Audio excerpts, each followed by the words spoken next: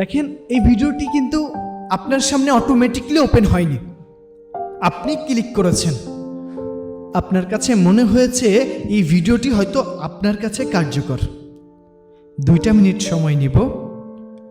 যদি সত্যিই কার্যকর হয় তাহলে আমি আপনার বন্ধু হব। আমি ভিডিওটি যে মানসিকতা থেকে বানিয়েছি, আপনিও সেই মানসিকতার এজন্য এই ভিডিওটি ওপেন করেছেন। দেখেন ভাই, এই দুনিয়াতে স্বার্থ ছাড়া কেউ কোনো দিন আপনাকে 2 টাকা দিবে না। পরামর্শ দিবে লক্ষ টাকার, কিন্তু সাহায্যের হাত বাড়িয়ে দেখুন, পাবেন না। ঠিক যাদের কাছ থেকে আপনি সাহায্য পাবেন তাদেরও কোনো না কোনো স্বার্থ আছে। আমি কেন আপনাকে উপদেশ দিচ্ছি? আমারও স্বার্থ আছে। আজকে এই ভিডিওটা ইউটিউব প্ল্যাটফর্মে দেওয়া হয়েছে, এই ভিডিওটা থেকে আর্নিং আসবে। তাহলে কি আমি আপনাকে ফ্রিতে পরামর্শ দিচ্ছি? কিন্তু এই সব কিছু বুঝেও আপনাকে আপনার ধারায় চলতে হবে। একটু ভাবুন তো, আপনার ভেতর যখন সফলতার জেদ কাজ করে তখন আপনার অনেক কিছু করতে মন চায়, কিন্তু যখন আপনি নীরব থাকেন সব কিছু হারিয়ে যায়।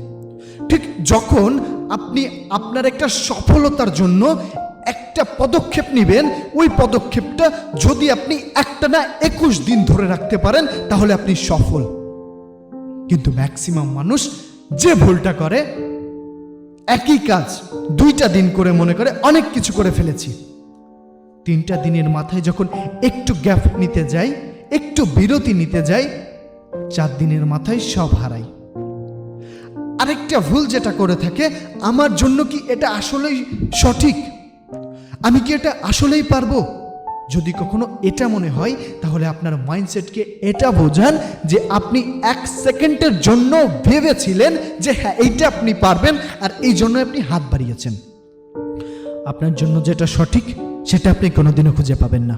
যেটা আপনি করছেন ওইটাই আপনার জন্য সঠিক করে নেন। এখনো ভিডিওটা দেখছেন, তার মানে আমি ধরে নিচ্ছি আপনার মধ্যেও সে জেদ কাজ করে। আপনি একটা কমেন্ট করুন, ইকরামুল বিবি লিখে সার্চ করে শুধু এতটুকু লিখে পাঠান, আমি আপনার বন্ধু হতে চাই। আমি আপনার সাথে 5টা মিনিট কথা বলবো। আপনার দেশ পৃথিবীর যে কোনো প্রান্তেই থাকুক না কেন, আপনি বাংলা ভাষাভাষীর লোক। আমার কণ্ঠ বুঝতে পেরেছেন আমার মনোভাব বুঝতে পেরেছেন। আবার বলছি, স্বার্থ ছাড়া এই দুনিয়ায় কেউ কারো